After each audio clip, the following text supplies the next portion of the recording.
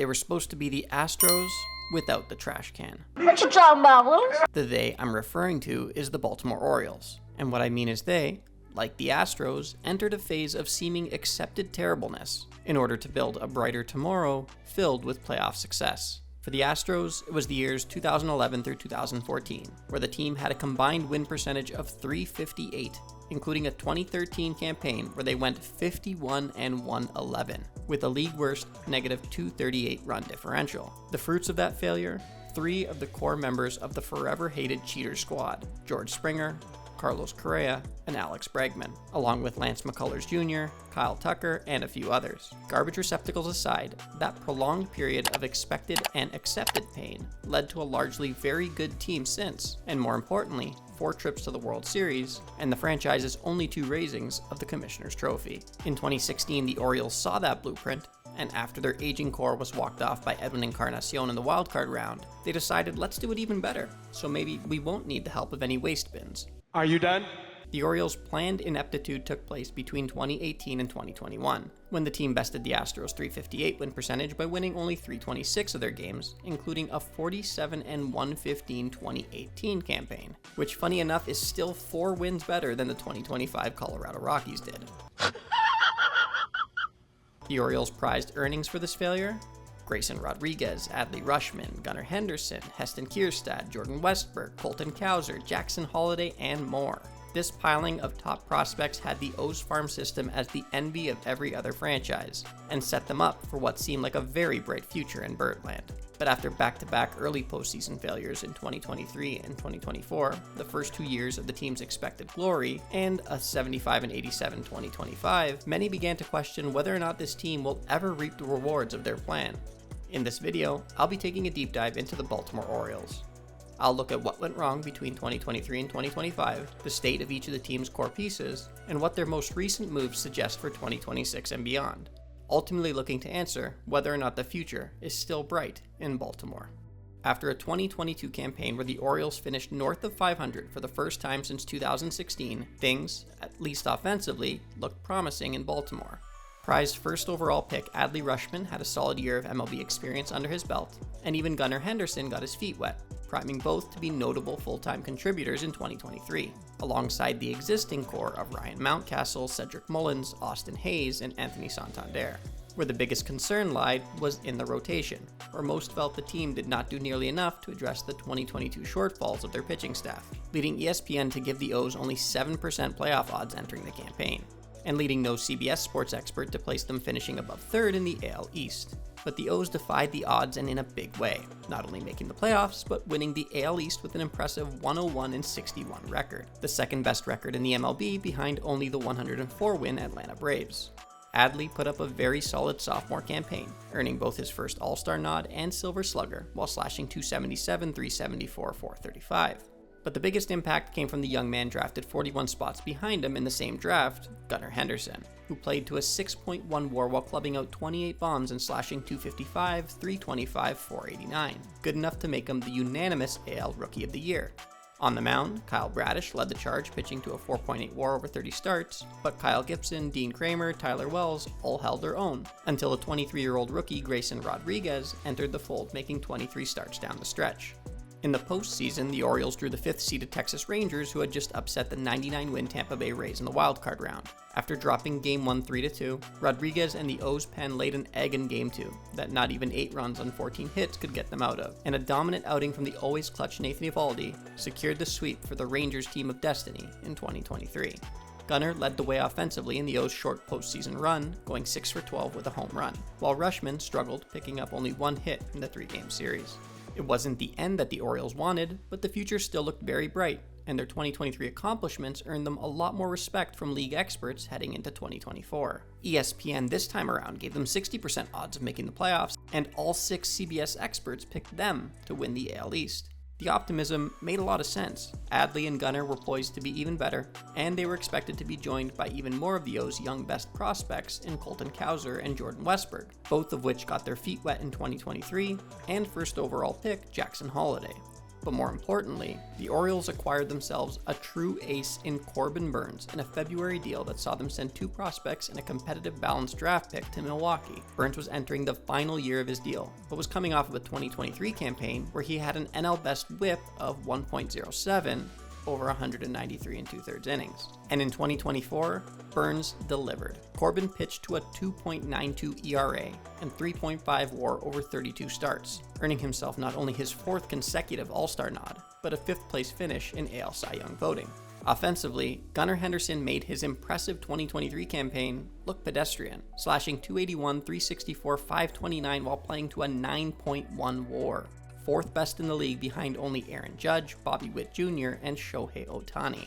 Rutschman, Cowser, and Westberg also all contributed in impactful ways, as the O's didn't match their 2023 win total, but still finished with a strong 91-71 record, good enough for 2nd in the AL East and a wildcard berth.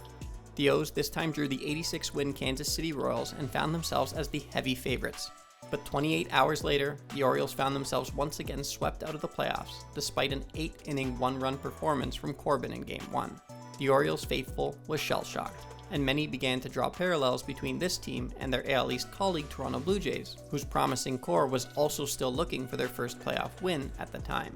Heading into 2025, insiders were still largely high on the crew from Maryland, with ESPN further improving their playoff odds to 64.7%, while all 6 CBS analysts had them finishing in the top 3 of their division and in the hunt for October.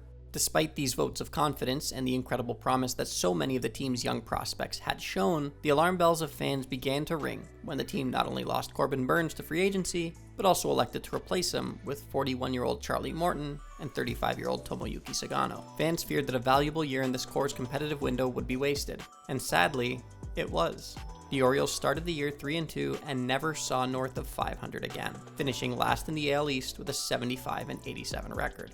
Adley's numbers regressed, while also missing 2 stints due to injury, and Henderson, Cowser, and Westberg all took some steps back from their 2024 campaigns, while Holliday struggled to play up to his lofty expectations. On the mound, Morton, Sagano, Eflin, Povich, and Kramer all struggled, while Trevor Rogers shone as the lone bright spot and by far the best year of his career. Now that we know what happened over the course of the first 3 years of this team's competitive window, let's take a look at how open it still is. In 2026, the window is certainly still wide open, with none of the core drafted talent having come off the books, and most expecting them to bounce back with a stronger campaign than they turned in 2025. The same can be said for 2027, when only the acquired talents of Taylor Ward and Trevor Rogers will be exiting team control, alongside 2015 first-round draft pick Ryan Mountcastle, who most already see as expendable. It's after 2027 that things really begin to get interesting for the O's, with Adley Rutschman, Dean Kramer, Felix Bautista, and Tyler Wells all set to hit free agency. Rutschman, of course, would be the biggest loss from that group, but even he, like Mountcastle, has begun to have his potential path out paved, with the arrival of top prospect Samuel Basallo and his record pre-arbitration deal for a catcher at 8 years and $67 million. While Basallo struggled mightily over 31 games in his 2025 MLB debut and still has plenty to improve upon behind the plate, the promise of his bat is something that the team clearly believes in. The biggest chip to fall comes after 2028, when superstar Gunnar Henderson would be free to test free agency, alongside Kyle Bradish and Yennier Cano. And after 2029, both Jordan Westberg and Colton Cowser would join him in freedom, which to me marks the official end of the new era of Orioles' initial competitive window. Of course, this could be extended by either the dramatic improvement of other high draft selections like Jackson Holliday, Heston Kierstad, or Kobe Mayo, or the financial extension of guys like Henderson or Cowser. Show me the money. But based on production thus far, 2029 seems like it will be the last year where this era of Orioles baseball could be kept intact at a more reasonable price point. So let's see how that reality ties in with the Orioles' offseason moves so far. The most notable, of course, being the $155 million deal signed with the polar bear Pete Alonso that will keep him with the orange and black until the end of the 2030 season, just 1 year beyond the previously outlined window. The addition of Pete makes an already very good Orioles offense substantially better, and makes Ryan Mountcastle even more expendable than he already was. The second biggest signing is the acquisition of closer Ryan Helsley on a 2-year deal, with the second year being a player option. Adding Helsley shores up the end of games for the O's, who will likely be without Felix Bautista until at least September, if not the entire 2026 campaign. Helsley's signing aligns with a team that knows it can't blow another year with this entire core in place. The third and final big move that the Orioles have made thus far is the surprising trading of 2018 11th overall pick Grayson Rodriguez to the Los Angeles Angels for outfielder Taylor Ward. Once seen as the destined future ace of this staff, Rodriguez has struggled to meet expectations, but more importantly, to stay healthy since making his debut in 2023. Grayson missed all of 2025, but was still expected to be a big part of this team's future, being under team control until the end of the 2029 season. In Ward, the Orioles get another very impressive bat to add to their lineup coming off of a big year, where he hit 36 home runs for the lowly Angels. The just-turned 32-year-old Ward is eligible for free agency after the 2026 season, making the move, like the Helsley deal, align with a reality where the Orioles know that winning right now is a big opportunity. The one factor that to me is most interesting about this deal is that as nice of an offensive addition as Ward is, the subtraction of anyone, especially someone with as much potential upside as Rodriguez, from the team's biggest weakness of starting pitching is worrisome. As of now, the 2026 Orioles rotation is set to be led by Trevor Rogers and Kyle Bradish, but followed by the question marks of Dean Kramer, Tyler Wells, Cade Povich, and pitching prospect Nestor Herman.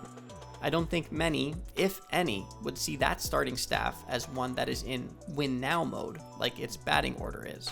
That disparity is something that many believe the David Rubenstein-led ownership group will address prior to spring training, but O's fans hope it's with a bona fide stud or two, and not another patchwork job like that same ownership group failed them with in 2025. So, is the future still bright in Baltimore? To me, yes it is, but the team's competitive window is not as far in the distance as it once was, and because of that, this team, in my opinion, needs to be fully in win-now mode right now. To do that, I personally believe they need to add not one, but two prominent starting pitchers, with at least one of them being a bona fide ace. Whether it comes via free agency or trade, the Orioles should have the money and or pieces to make it happen, and both their fan base and their lineup deserves it. What's your take on the Baltimore Orioles? Where do you see them finishing in 2026, and who do you want to see them add, if anyone, to their current roster? Let me know via the comments, and be sure to subscribe for even more baseball content.